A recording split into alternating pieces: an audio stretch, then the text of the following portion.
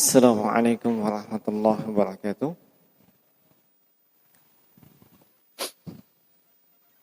Alhamdulillah.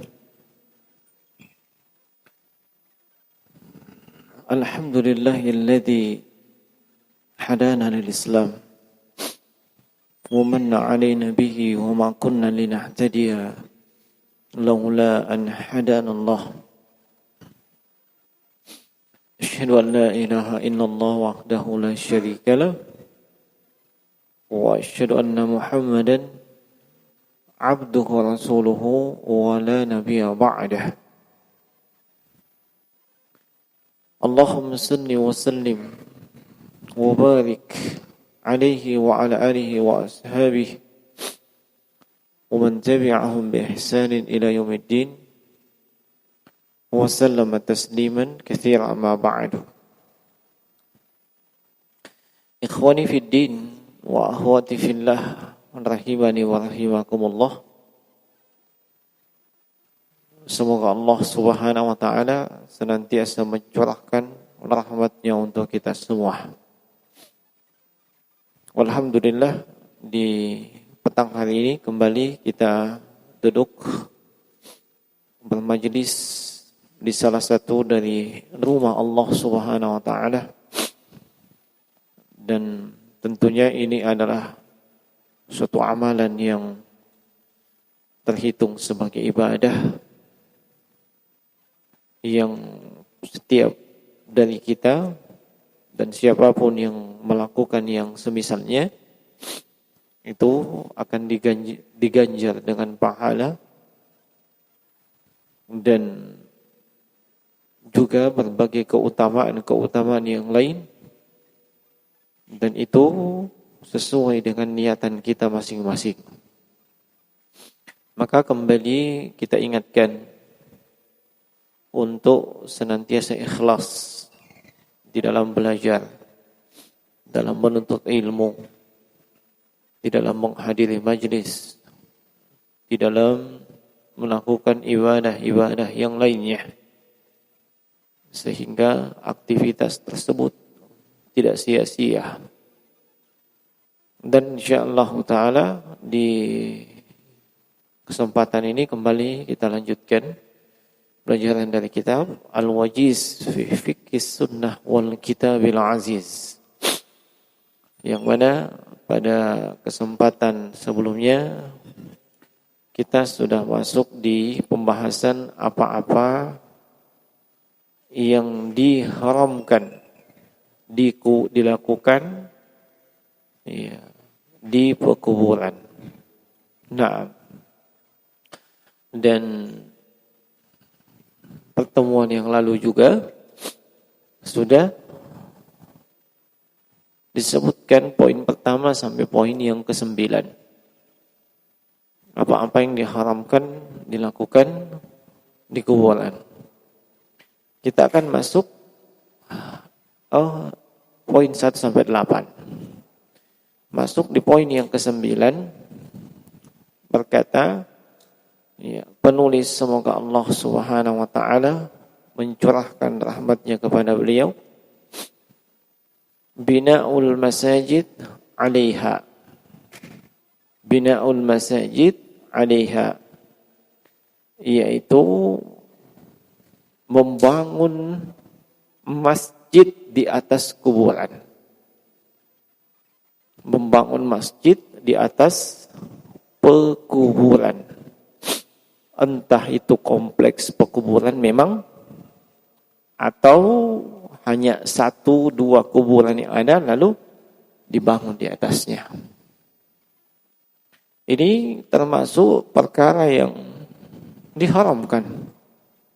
Membangun tempat ibadah, baik itu dinamakan dengan nama musalla ataupun surau dan yang semisal dengan itu.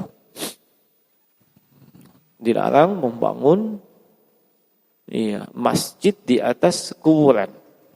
Apa dasar pelarangannya?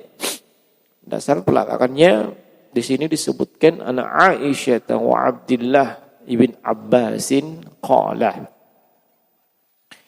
Ada riwayat yang datang dari sahabat Abdullah bin Abbas radhiyallahu anhuma, dan juga dari istri Rasulullah sallallahu alaihi wasallam itu Aisyah binti Abi Bakar radhiyallahu anhuma. Semoga Allah meridhai beliau dan ayahnya. Di mana mereka mengatakan lamma nazala bi Rasulillah sallallahu alaihi wa ala alihi wasallam, ketika turun wahyu kepada Nabi sallallahu alaihi wasallam, ketika turun wahyu kepada Rasulullah sallallahu alaihi wasallam, tafiqah yatrahu khamisatan nahwa ala wajhihi, maka Nabi ketika itu menutup wajah beliau dengan khamisah. Dan khamisah ini sejenis kain yang bercorak, biasanya dari Yaman. Nah, kain yang bercorak. Nah, fa idza igtamma biha kashafaha an wajhihi. Nah, dan ketika beliau melakukan yang demikian, tidak lama beliau buka kembali wajahnya. Tidak lama kemudian beliau membuka kembali wajahnya. Nah, faqala huwa kadzalik, faqala wa huwa kadzalik. Lalu dalam kondisi yang demikian, beliau kemudian bersabda, la'natullahi 'alal yahudi wan nasara ittakhadhu qubur anbiya'ihim masajida yuhadziru ma sana'u. Kata beliau, laknat Allah atas Yahudi dengan Nasrani. Laknat Allah atas Yahudi dengan Nasrani. Apa yang menyebabkan mereka didoakan laknat oleh Nabi? Ittakhadhu qubura anbiya'ihim masajida. Kaum Yahudi dengan kaum Nasrani ini, mereka menjadikan kuburan nabi-nabi mereka sebagai masjid, sebagai tempat untuk melakukan ritual ibadah. Yuhadziru ma sana'u. Nabi betul-betul memberikan peringatan keras atas apa yang mereka perbuat. Hadits ini diriwayatkan oleh Imam Al-Bukhari dan Imam Muslim dalam sahihnya. Nabi mendoakan laknat. Dan ini bukan perkara main-main. Nabi SAW tidaklah melakukan yang demikian kecuali apa yang mereka lakukan itu adalah dosa yang besar. Nah, dosa yang besar, yaitu menjadikan kuburan Nabi sebagai masjid. Apa maksudnya menjadikan kuburan Nabi sebagai masjid? Menjadikan di atas kuburan tersebut masjid. Apa itu masjid? Tempat untuk beribadah, tempat untuk sujud, tempat untuk mengabdi kepada Allah. Nah, dan ini mencakup adanya masjid, adanya kuburan di dalam masjid. Entah itu di dalam masjid, di depannya, belakangnya, sampingnya, di mihrabnya. Nah, dan yang semisal dengan itu. Dan itu berbeda hukumnya ketika kuburan itu di luar masjid. Ya, dan itu sudah pernah kita sebutkan ya di kesempatan sebelumnya. Ini kuburan dalam masjid. Nah, yang asalnya tempat tersebut sebenarnya kuburan memang. Lalu dibangunlah masjid di situ, masuklah di situ, ya, yang namanya kuburan tersebut. Ya, kenapa mereka melakukan hal tersebut? Itu disebutkan dalam hadits yang lain. Dalam hadits Al-Bukhari dan juga Imam Muslim yang lainnya dari Aisyah radhiyallahu taala anha, beliau menceritakan bahwa Ummu Habibah ini salah satu istri Nabi. Namanya Ramlah bintu Abi Sufyan. Ya. Mungkin antum belum pernah dengar ya. Ummu Habibah, Ramlah bintu Abi Sufyan. Belum pernah dengar? Ya, beliau yang meriwayatkan hadis tentang keutamaan melaksanakan rawatib sebanyak berapa? 12 rakaat. Ya, dalam sehari dan semalam. Itu apa keutamaannya? Banallahu lahu baitan fil jannah. Dibangunkan sebuah rumah di surga. Nah, ini diriwayatkan. Nah, Aisyah menceritakan Ummu Habibah dan Ummu Salamah itu menyampaikan kepada Nabi bahwa di Habasyah, Ethiopia, mereka menyaksikan ahlul kitab, ahlul kitab ini Yahudi dengan Nasrani menjadikan kuburan pendahulu mereka dari kalangan Nabi sebagai tempat ibadah. Ya. Dan dibuat gambar-gambarnya, digantung. Ya. Ketika mendengarkan ini, kata Nabi sallallahu alaihi wasallam, zaka qaumun. Mereka adalah suatu kaum. Idza mata fihim al-'abdus salihu awir rajulus salih banu ala qabrihi masjidah. Mereka itu suatu kaum yang kalau ada hamba Allah yang soleh di kalangan mereka yang wafat, atau ada laki-laki soleh di kalangan mereka yang wafat, maka mereka pun membangun tempat ibadah di kuburannya. Wasawwar fihi as-suwarah. Bukan cuma membangun tempat ibadah di situ. Di tempat ibadah tersebut dipasang gambar-gambarnya. Ya, dipasang gambar-gambarnya. Nah, lalu kata Nabi sallallahu alaihi wasallam, hum ulaika syirarul halqi innallahi yaumal qiyamah.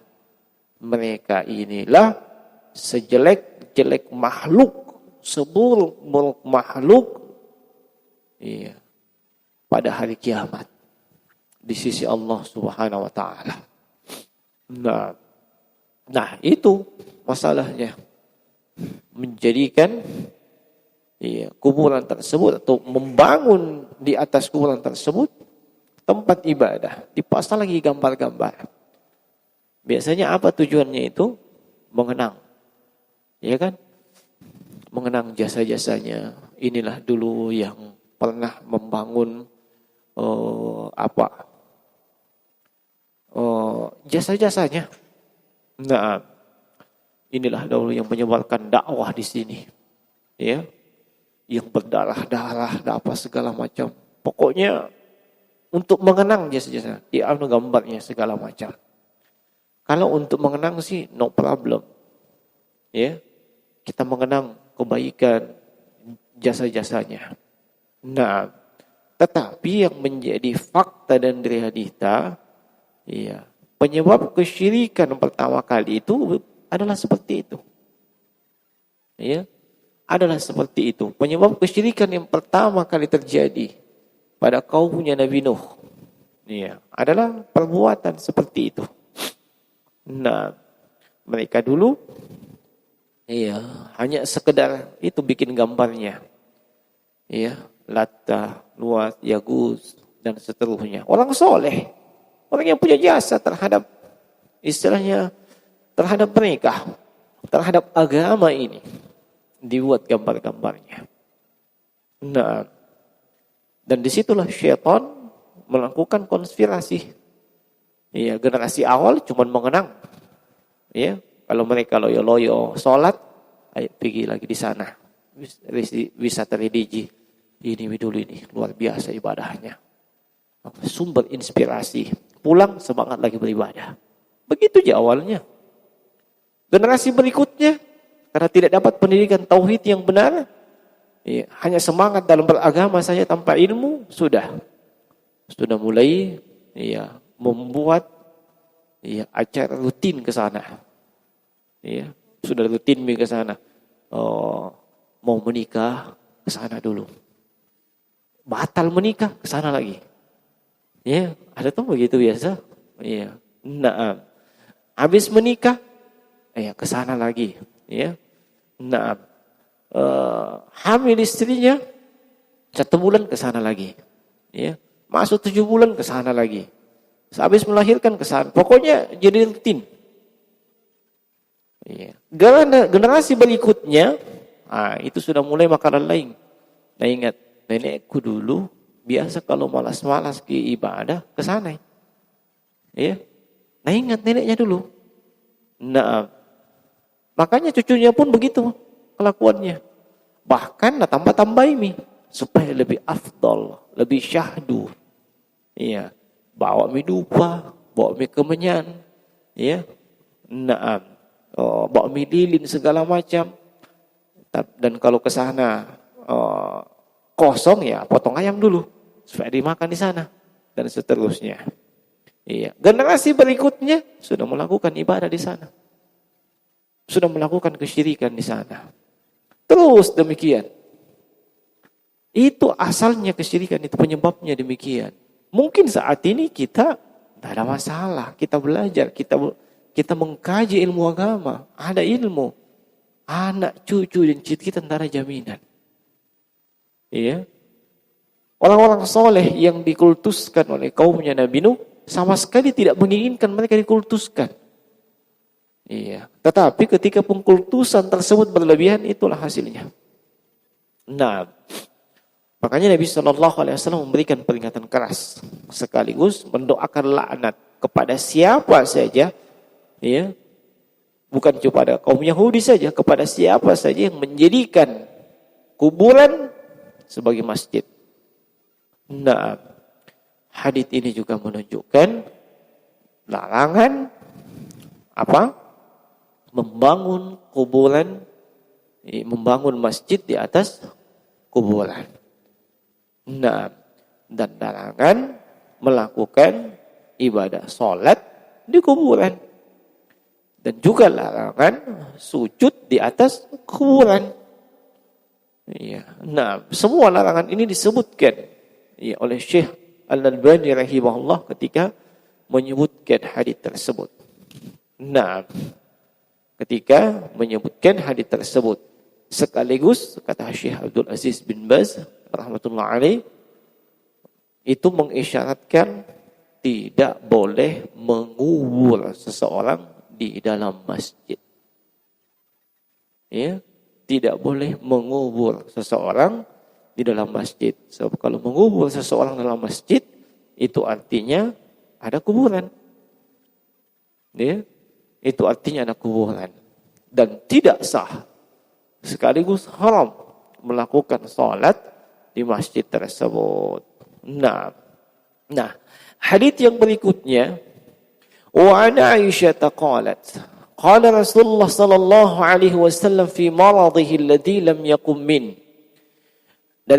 Juga dari Aisyah radhiyallahu taala beliau menceritakan Rasulullah sallallahu alaihi wasallam di masa beliau sakit, yang sakit itu yang qadarullah menyebabkan beliau wafat.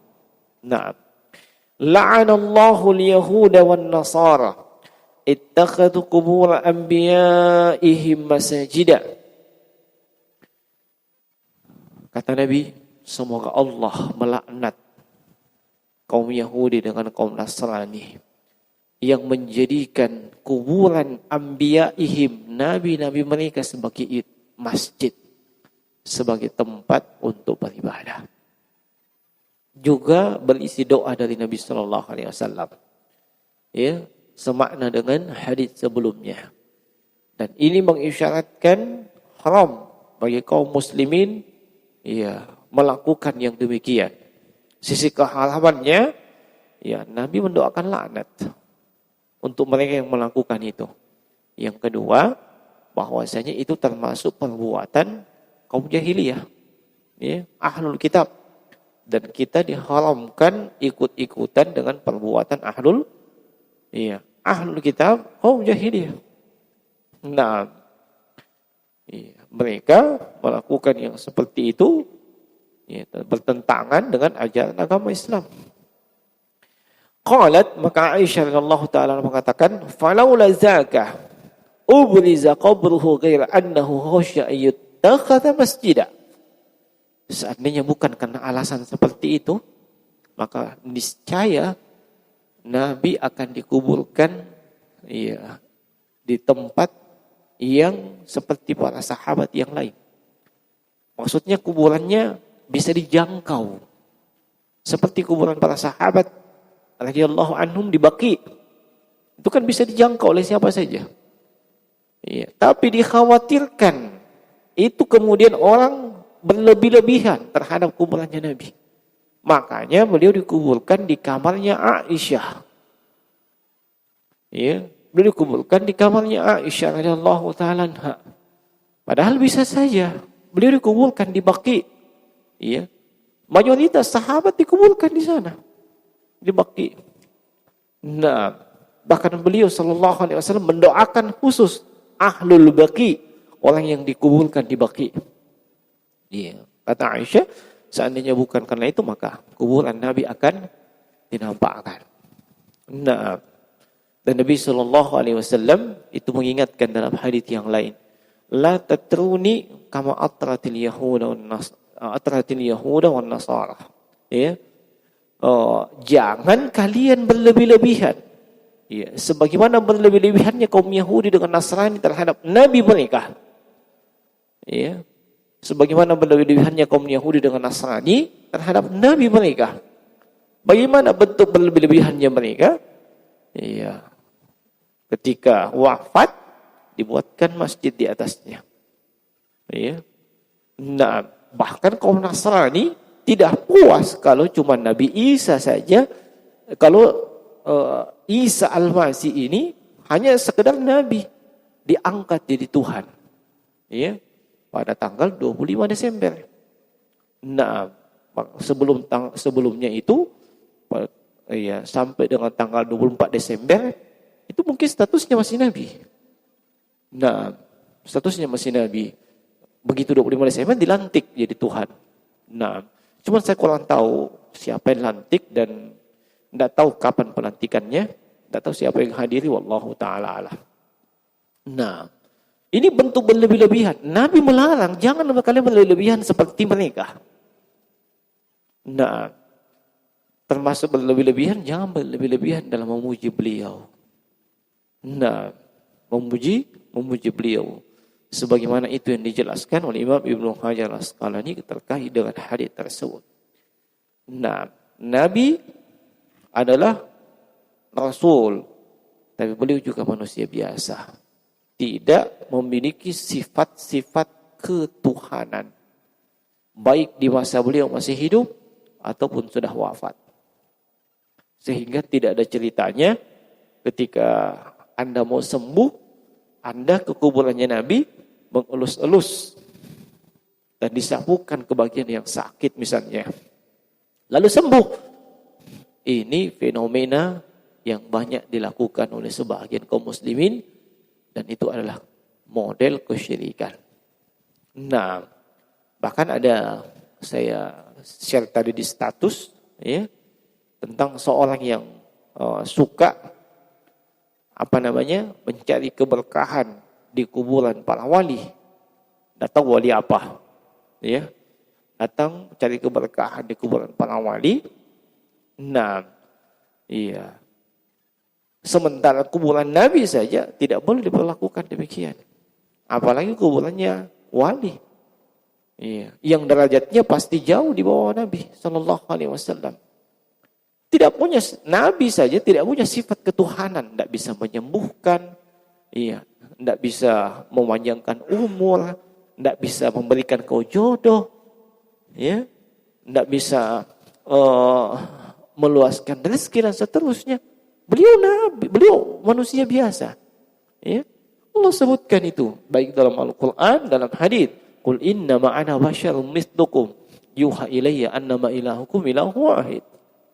Katakanlah kepada mereka, wahai Muhammad, innama ana basyar. Saya ini basyar, manusia biasa seperti kalian.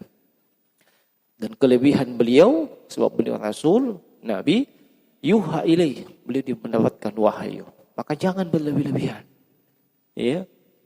Nah, seorang muslim itu wasat, pertengahan. Beliau memuji, menyanjung, memperlakukan Nabi SAW sebagaimana yang beliau perintahkan dan tidak berlebih-lebihan. Dan tidak boleh merendahkan beliau, tidak boleh meremehkan beliau, apalagi sampai melecehkan beliau. Itu juga haram. Nah, maka perlakukan beliau sebagaimana apa yang beliau SAW sendiri perintahkan. Nah, dan itu saja sudah sangat cukup. Sudah sangat cukup. Misalnya apa? Antum membenarkan semua yang beliau sampaikan. Nah, dan itu konsekuensi syahadah Muhammad Rasulullah. Yang beliau sampaikan dalam hadits yang sahih, kita harus meyakini kebenarannya. Walaupun mungkin tidak masuk di akal menurut kita.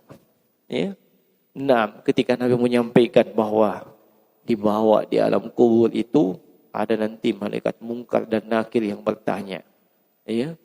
Nah, sebagian orang-orang liberal, orang-orang aklanium yang mengutamakan akal dan logikanya, enggak masuk di akal. Berapa kuburan nagali, enggak ada benda dapat. Nah, pasang CCTV, enggak ada dapat. Nah, sudah dikubur orang, nagali kembali, enggak ketemu sama mungkar dan nakir. Dia tidak masuk di akal katanya. Ini tidak layak seorang muslim melakukan seperti itu. Nah, walaupun sebenarnya gampang sekali kalau mau bertemu mungkar dan nakir. Gampang sekali. Nah, ya kan? Jangan Jangan sampai kau bilang pergi bunuh dia, jangan. Biarkan dia mati sendiri. Sudah ketemu sama mungkar dan nakir. Nah, mentaati beliau pada apa-apa yang beliau perintahkan. Menjauhi larangan beliau, tidak beribadah kecuali sesuai dengan tuntunan beliau, tidak berlebih-lebihan dengan beliau, bersalawat kepada beliau dan seterusnya. Ini yang harus kita lakukan kepada Nabi. Membela kehormatan beliau, kemuliaan beliau. Nah, lebih mendahulukan ucapan beliau dibandingkan ucapan manusia, siapapun dia. Siapapun dia, pendapat siapapun tertolak kalau sudah ada Nabi yang putuskan dalam haditsnya. Nah, makanya Imam Malik bin Anas, Imam Darul Hijrah, Imam penduduk kota Madinah, itu pernah mengungkapkan, setiap manusia itu bisa diterima ucapannya atau ditolak. Semua manusia, termasuk beliau. Pendapatnya, fatwanya bisa diterima atau bisa ditolak. Lalu beliau katakan kecuali ini. Beliau menunjuk ke kuburannya Nabi. Maksudnya kecuali Nabi SAW. Tidak ada istilah kita menolak ucapan beliau. Tidak ada istilah kita tidak terima dengan sabda beliau, sunnah beliau. Tidak ada istilah seperti itu. Kalau manusia yang lain, siapapun dia, sekelas Imam Malik saja, rahmatullah alaih saja, begitu, apalagi orang yang dibawanya imam mazhab dari sisi ilmu dan keutamaan. Nah, oleh jemaah sekalian rahimani wa rahimakumullah, hati-hati dengan masalah ini. Jangan berlebih-lebihan kepada Nabi sallallahu alaihi wasallam. Itu termasuk yang beliau ingatkan sebelum beliau wafat. Jangan berlebih-lebihan. Seperti yang dilakukan oleh kaum Yahudi dengan kaum Nasrani yang menjadikan atau membangun di kuburan nabi-nabi mereka tempat ibadah. Nah, yang ke-10, ittikhadhuha 'idan tuqsadu fi awqatin muayyanah wa mawasimin ma'rufatin lit-ta'abbudi indaha aw li ghairiha. Nah, termasuk yang dilarang dilakukan di kuburan adalah menjadikan kuburan itu sebagai tempat id. Menjadikan kuburan sebagai tempat id. Ada yang masih ingat apa itu id? Hah?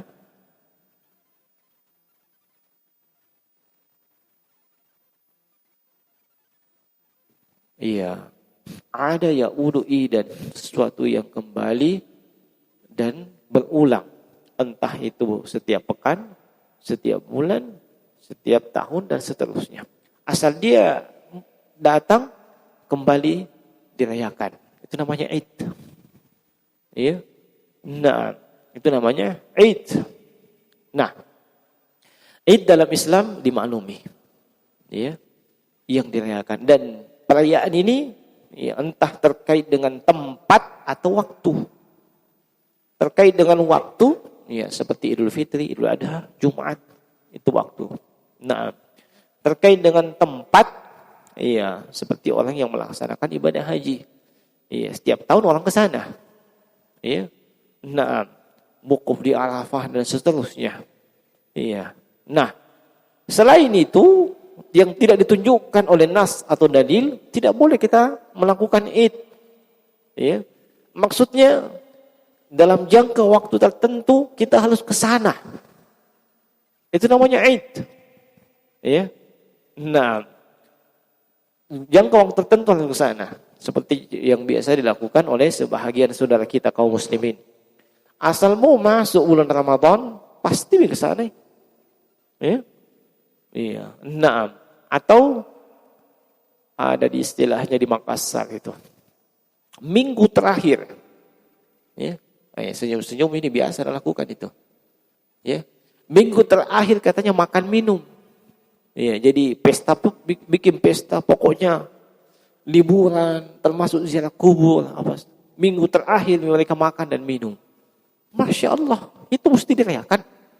Ya, justru di bulan Sya'ban Nabi banyak puasa. Untuk apa? Warming up, pemanasan. Bukan kasih banyak-banyak makan. Ya, pemanasan memang bulan Sya'ban. Ya. Di bulan Sya'ban itu, ya Sya'ban bulan sebelum Ramadan, Nabi banyak puasa sunat, pemanasan. Supaya nanti ketika masuk Ramadan, ya enteng. Orang yang sudah terbiasa dengan puasa, masuk ke Ramadan itu enteng. Coba yang tidak biasa puasa kecuali Ramadan. Awal-awal puasa itu semangat. Iya tuh? Iya, masuk hari keempat, sudah mulai. Apalagi dia sering ngabuburit di tempat yang tidak beres. Sudah, lemah lagi semangat itu. Tidak ada pemanasan. Nah, harusnya banyak berpuasa ketika itu di bulan Sya'ban. Ini tidak. Minggu terakhir rekreasi ke tempat-tempat apa dan seterusnya dan mengunjungi kuburan. Ya, itu kuburannya nenek Muna yang kulupai. Ya, sebelum masuk Ramadan, datanglah aku ke sana. Nah, kan begitu biasanya. Ya, atau bukan sebelum Id, sesudah Id. Rutin itu biasanya. Ya, kenapa saya katakan rutin? Iya, rata-rata saya lihat termasuk di Palopo itu, langsung ramai itu penjual bunga. Ya, bahkan mungkin ada di sebahagian kita ini yang memanfaatkan situasi dan kondisi cari bunga. Ya, mumpul aku, ya, cari air, sambil mami biar air selokan, ya, petinganu. Ya, ini namanya memanfaatkan kebodohan kaum muslimin. Harusnya kau ingatkan mereka. Bukan kau jadikan itu lahan bisnis. Ya. Naam. Ya. Kalau begitu bagikan bunga gratis. Sama juga. Ya. Naam. Jangan. Lihat saja ya. Iya. Ternyata saya lihat di Makassar itu bukan cuma kebiasaan kaum muslimin saja. Kebiasaan non-muslim menjelang Natal, mereka juga melakukan itu di pekuburannya mereka. Menjelang Imlek, mereka melakukan itu juga. Iya. Kok saya bisa tahu ya, itu kawasan tempat saya tinggal itu diawali dulu di Padang, diawali dulu dengan kuburan Cina, baru kuburan Kristen, baru kuburan Islam. Jadi setiap lewat dilihat. Ya, 3 kompleks pekuburan di situ. Cina, Kristen, Islam. Maksud bukan bergabung ya. Cina sebelah kiri, ke sana lagi kuburan Kristen. Sebelahnya kuburan Islam. Iya, jadi kayak bersaing begitu. Ya, bersaing secara kubur. Nah, wallahu ta'ala apa namanya? Yang jelas melakukan hal tersebut dan menjadikannya rutinitas ini tidak ada tuntunan dalam Islam. Kita sudah pernah ingatkan, ziarah kubur itu anytime, kapan saja. Tidak perlu menentukan waktu khusus. Tidak perlu menentukan waktu khusus. Bahkan boleh saja seseorang itu berinisiatif, misalnya, saya sudah terlalu tenggelam dengan kehidupan dunia ini. Pokoknya dunia mami saya ingat. Ya, tidak ada misalnya sampai-sampai ibadahku tidak beres. Sering makan masbuk. Padahal rumahku paling dekat dengan masjid.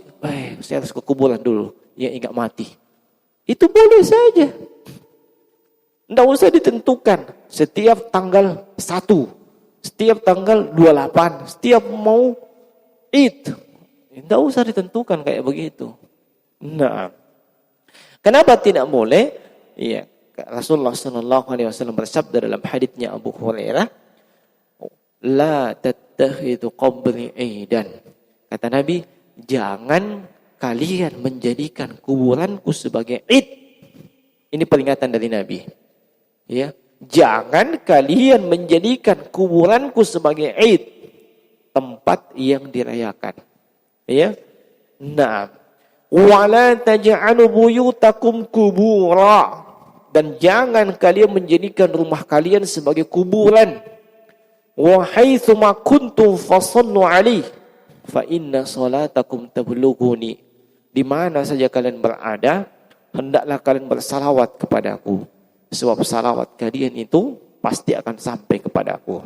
Hadisnya adalah hadis yang sahih. Nah, dikeluarkan oleh Imam Abu Daud dan Imam Ibnu Majah. Nabi melarang keras.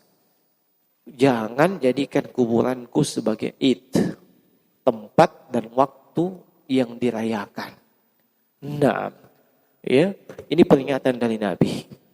Ya, sekaligus memberikan isyarat tidak boleh kita berlebih-lebihan kepada beliau, baik di masa beliau hidup, termasuk ketika beliau sudah wafat. Nah, yang ke-11 kita singkat, as-safar ilaiha. Melakukan perjalanan khusus menuju ke kuburan tertentu. Nah, di dalam haditsnya Abu Hurairah radhiyallahu ta'ala anhu, Nabi sallallahu alaihi wasallam bersabda, "La tushaddu rihalu illa ila thalathati masajid, al-Masjidil Haram, wal Masjidil Rasul sallallahu alaihi wasallam, wal Masjidil Aqsa." Jangan kalian sengaja mempersiapkan perjalanan khusus, melakukan perjalanan khusus kecuali ke 3 masjid. Kecuali ke 3 masjid. Jangan kalian mempersiapkan sengaja melakukan perjalanan khusus kecuali ke 3 masjid. Masjid Haram, Makkah, Masjid Nabawi, Madinah, dan Masjidil Aqsa. Nah, hadis ini adalah hadis yang dikeluarkan Imam Bukhari dan Imam Muslim. Dan juga adalah semakna dengan hadis ini, hadisnya Abu Sa'id Al-Khudri radhiyallahu ta'ala anhu.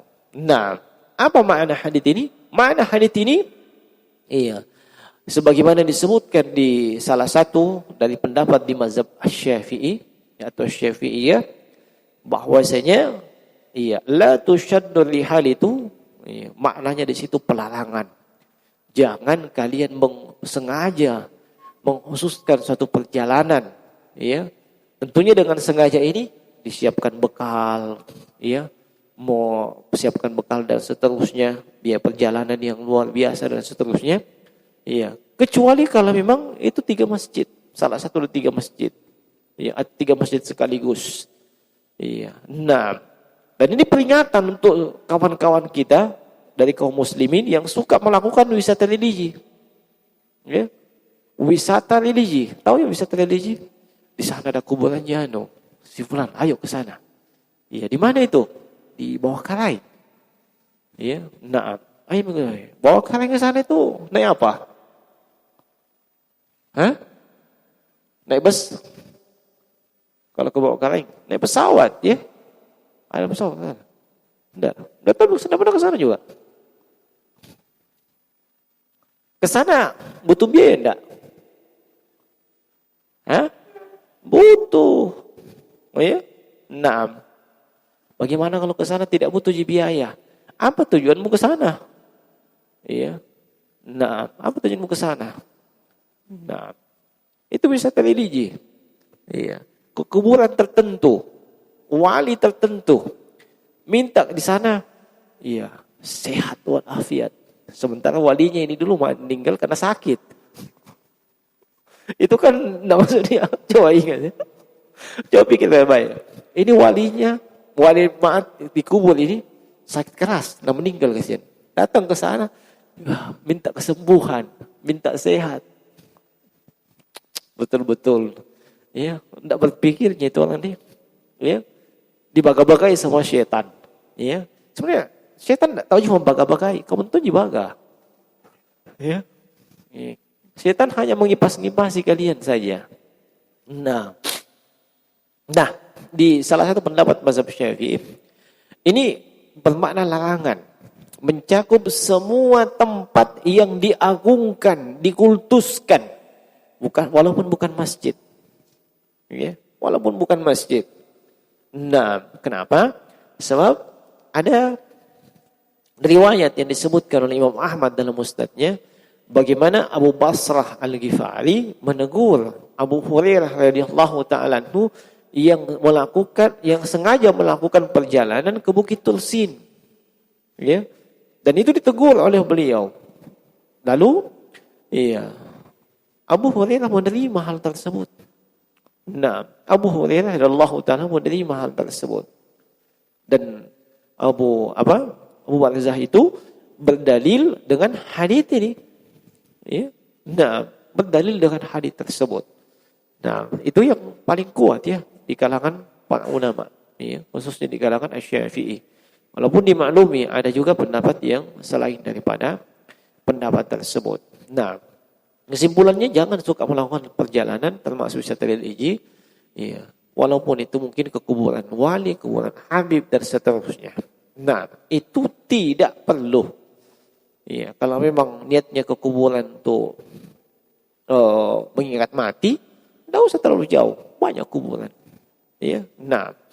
Kemudian yang ke-12, ikadus suruj 'alaiha liqaunihi bid'atan la ya'rifuha as-salafus salih.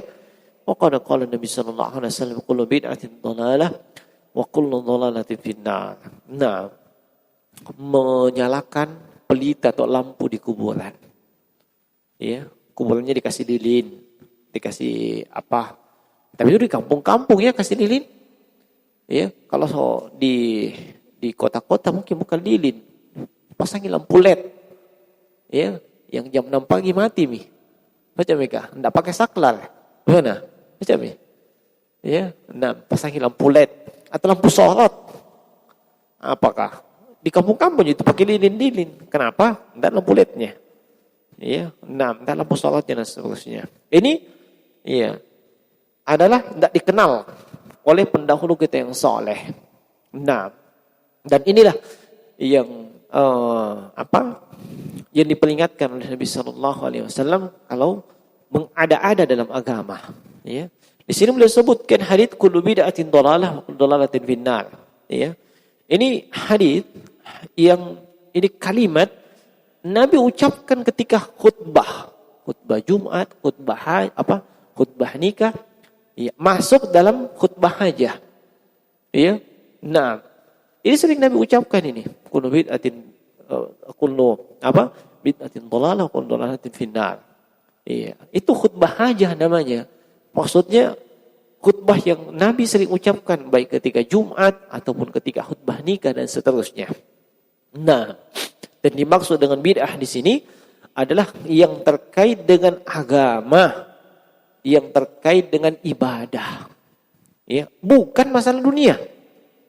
Ya, so, ada orang salah paham. Dibilang bid'ah, masa aku bilang bid'ah? Sementara dulu tidak ada pesawat, sekarang ada pesawat. Kalau ada yang bilang seperti itu, dia perlu belajar baik-baik agama. Ya. Kenapa? Nabi tidak maksudkan itu untuk urusan duniawi. Dulu tidak ada mobil, sekarang ada mobil. Dulu pesawat, ada pesawat. Iya. Kalau masalah duniawi, semuanya bid'ah. Saya aja bid'ah. Karena nanti tahun 80-an baru ada. Ya. Kamu semuanya bid'ah. Songkokmu bid'ah. Nah, itu kalau dari sisi bahasa. Nah, tapi yang Nabi maksudkan bukan dari sisi bahasa, bukan dari sisi duniawi, bukan. Dari sisi agama. Semua yang diada-adakan, semua yang dibuat-buat dalam agama, dalam ibadah. Itu yang dimaksud. Bukan perkara duniawi. Pesawat, mau apa, itu duniawi. Makanya Nabi sebutkan, antum a'lamu bi umuri dunyakum. Ya, urusan dunia kalian lebih tahu. Ya. Nabi tidak ada urusan dengan urusan duniawi. Mau kau naik pesawat, mau kau naik jet, mau kau naik apa. Itu bukan itu yang dimaksud. Ya. Tapi mengada-ada, membuat-buat di dalam agama maksudnya. Ya. Di dalam ibadah. Ya. Nah. Ya. Seperti misalnya itu tadi. Kuburan harus dipasangin lilin dan seterusnya. Iya. Ini tidak ada contoh dari Nabi Sallallahu Alaihi Wasallam. Tidak ada contoh dari pendahulu yang saleh. Ya. Nah, kemudian yang ke-13, yang terakhir, karena sudah lewat waktu, mudah-mudahan yang punya masjid tidak marah. Ya. Kasru idhamiha, ya. Termasuk yang haram dilakukan di kuburan, yaitu apa bahasa apa tepatnya ini? Mencederai, mematahkan tulangnya orang yang sudah meninggal. Iya, mematahkan. Apakah kasar itu mematahkan sebenarnya? Iya. Nah, paham maksudnya? Jenazah mungkin ketika diangkat jenazahnya itu di apa? Itu diinjak apa sampai patah dan seterusnya, itu haram itu. Iya. Nah, kata Nabi sallallahu alaihi wasallam, kasru idhamil mayyit ka kasrihi hayyan. Ya, mematahkan tulang jenazah itu sama hukumnya dengan mematahkannya ketika dia masih hidup. Sementara hukum mematahkan tulang orang yang hidup, ya, itu haram. Ya, itu hukumnya adalah haram. Nah, maka hati-hati jemaah sekalian ya. Jangan sampai kau pergi wisata religi di sana, ada kau injak tulangnya orang patah. Iya, antum kena dengan hadits ini. Nah, ini beberapa hal ya yang diharamkan di kuburan. Nah, menurut yang disebutkan dalam Al-Wajiz fi Fiqh Sunnah wal Kitabil Aziz. Alhamdulillah, selesai Kitabul Janaiz. Ya. Jadi bisa pertemuan yang akan datang itu praktek penyelenggaraan jenazah. Ya. Nah, nanti disiapkan peralatannya oleh yang punya masjid. Nah, kita ini ya tamu ji. Nah, cukup ya. Ya, baik. Saya kira cukup demikian ya. Subhanakallahumma bihamdik, asyhadu an la ilaha illa anta, astaghfiruka wa atubu ilaik. Assalamualaikum warahmatullahi wabarakatuh.